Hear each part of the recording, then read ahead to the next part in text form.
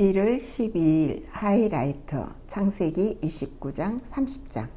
창세기 29장. 야곱이 줄곧 길을 걸어서 드디어 동방 사람들이 사는 땅에 이르렀다.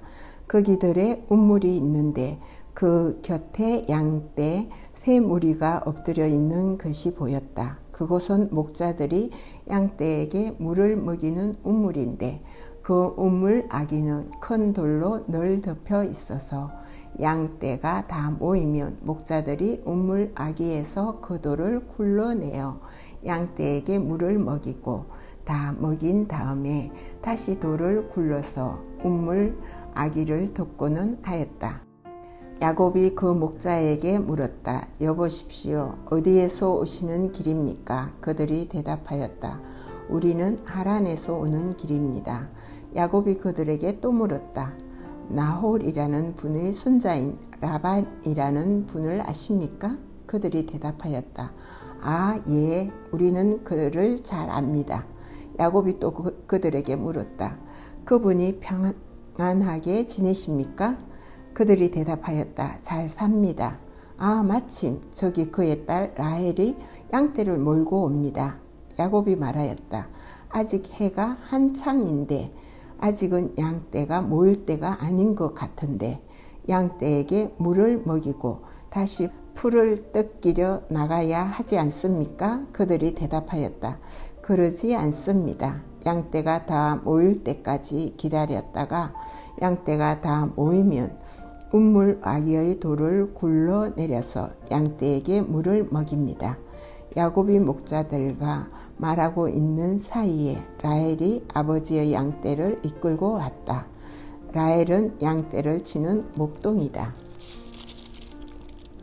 야곱이 외삼촌 라반의 딸 라헬과 그가 치는 외삼촌의 양떼를 보고 운물 아기에서 돌을 굴러내어 외삼촌의 양떼에게 물을 먹였다. 그리고 나서 야곱은 라헬에게 입을 맞추고 기쁜 나머지 큰 소리로 울면서 라헬의 아버지가 자기의 외삼촌이라는 것과 자기가 리브가의 아들이라는 것을 라헬에게 말하였다. 라헬이 달려가서 아버지에게 이 사실을 말하였다. 라반은 누이의 아들 야곱이 왔다는 말을 듣고서 그를 만나러 곧장 달려와 그를 보자마자 껴안고서 입을 맞추고 자기 집으로 데리고 갔다. 야곱은 지금까지 있었던 일들을 라반에게 다 말하였다. 말을 듣고 난 라반은 야곱에게 말하였다. 너는 나와 한 피부치이다. 야곱이 한 달을 라반의 집에 머물러 있을 때에 라반이 그에게 말하였다. 내가 나의 조카이긴 하지만 나의 일을 거저 할 수는 없지 않느냐. 너에게 어떻게 보수를 주면 좋을지 너의 말을 좀 들어보자. 라반에게는 두 딸이 있었다. 맏딸의 이름은 레아이고 둘째 딸의 이름은 라헬이다. 레아는 눈매가 부드럽고 라헬은 몸매가 아름답고 용모도 예뻤다. 야곱은 라헬을 더 사랑하였다. 그래서 그는 제가 7년 동안 외삼촌 일을 해드릴 테니 그때에 가서 외삼촌의 작은 딸 라헬과 결혼하게 해주십시오 하고 말하였다. 그러자 라반이 말하였다. 그 아이를 다른 사람과 짝지어 주는 것보다 너에게 짝지어 주는 것이 더 낫겠다. 그러면 여기서 나와 함께 살자. 야곱은 라헬을 아내로 맞으려고 7년 동안이나 일을 하였지만 라헬을 사랑하기 때문에 7년이라는 세월을 마치 며칠같이 느꼈다. 7년이 지난 뒤에 야곱이 라반에게 말하였다. 약속한 기한이 다 되었습니다. 이제 장가를 들게 해주십시오. 라헬과 결혼하겠습니다. 라반이 그 고장 사람들을 다 청해놓고 잔치를 베풀었다. 밤이 되었을 때 라반은 큰딸 레아를 데려다가 신방으로 들여보냈다. 야곱은 그것도 모르고 레아와 동침하였다. 라반은 여종 실바를 자기 딸 레아에게 몸쪽으로 주었다. 아침이 되어서 야곱이 눈을 떠보니 레아가 아닌가. 야곱이 라반에게 말하였다. 외삼촌께서 저에게 이러실 수가 있습니까? 제가 그동안 라헬에게 장가를 들려고 외삼촌 일을 해드린 것이 아닙니까? 외삼촌께서 왜 저를 속이셨습니까? 라반이 대답하였다. 큰 딸을 두고서는 작은 딸부터 시집 보내는 것은 이 고장의 법이 아닐세.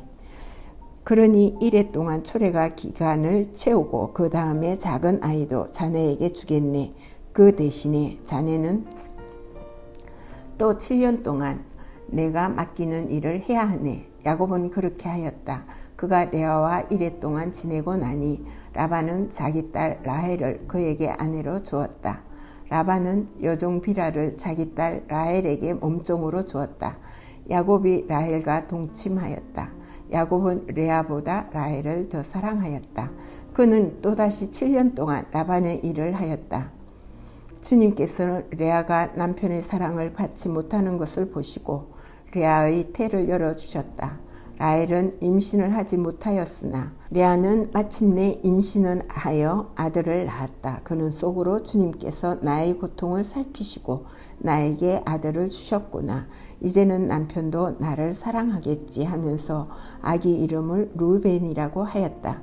그가 또 임신을 하여 아들을 낳았다. 그는 속으로 주님께서 내가 남편의 사랑을 받지 못하여 하소연하는 소리를 들으시고 이렇게 또 아들을 주셨구나 하면서 아이 이름을 시몬이라 하였다.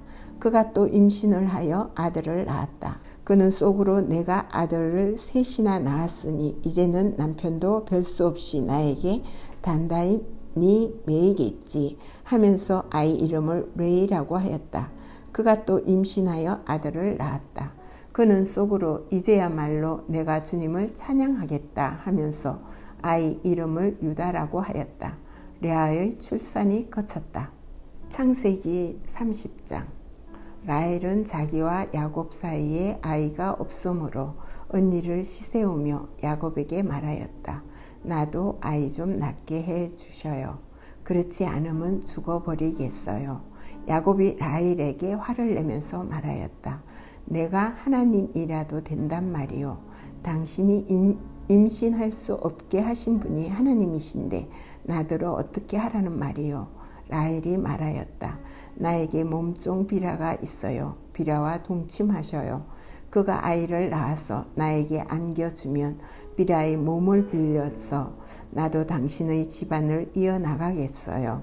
라헬이 자기의 몸종 비라를 남편에게 주어서 아내로 삼게 하니 야곱이 비라와 동침하였다. 마침내 비라가 임신하여 야곱과 비라 사이에 아들이 태어났다. 라헬은 하나님이 나의 호소를 들으시고 나의 억울함을 풀어주시려고 나에게 아들을 주셨구나 하면서 그 아이 이름을 단이라고 하였다. 라헬의 몸종인 비라가 또 임신을 하여 야곱과 사이에서 두 번째 아들을 낳았다. 라헬은 내가 언니와 크게 겨루어 마침내 이겼다 하면서 그 아이 이름을 납달리라 하였다. 레아는 자기가 다시는 더 아기를 낳을 수 없다는 것을 알고서 자기의 몸쪽 실바를 데려다가 야곱에게 주어서 아내로 삼게 하였다. 레아의 몸쪽 실바와 야곱 사이에서 아들이 태어났다. 레아는 내가 복을 받았구나 하면서 그 아이 이름을 가시라고 하였다. 레아의 몸쪽 실바와 야곱 사이에서 두 번째 아들이 태어났다. 레아는 행복하구나. 여인들이 나를 행복하다고 말하리라 하면서 그 아이 이름을 아셀이라고 하였다. 보리를 거두어 드릴 때 루벤이 들에 나갔다가 자기 나무를 발견하여 어머니 레아에게 가져다 주니 라헬이 레아에게 말하였다. 언니 아들이 가져온 자기 나무를 조금만 나눠줘요. 레아가 라헬에게 말하였다. 내 남편을 차지한 것만으로는 부족하냐? 그래서 내 아들이 가져온 자기 나무까지 가져가려는 것이냐? 라헬이 말하였다. 좋아요. 그럼 언니 아들이 가져온 자기 나무를 나에게 주어요. 그 대신에 오늘 밤에는 그이가 언니하고 함께 자도록 하지요. 그날 저녁에 야곱이 들에서 돌아올 때에 레아가 그를 맞으러 나가서 말하였다. 당신은 오늘 밤에는 나의 방으로 드셔야 해요. 나의 아들이 가져온 자기 나무를 라헬에게 주고 그 대신에 당신이 나의 방으로 드시게 하기로 했어요. 그날 밤에 야곱은 레아와 함께 잤다. 하나님이 레아의 호소를 들어주셔서 레아가 임신을 하였고 야곱과의 사이에서 5번째 아들을 낳았다. 레아는 내가 나의 몸종을 나의 남편에게 준 값을 하나님이 갚아주셨구나 하면서 그 아이 이름을 이사가리라고 하였다.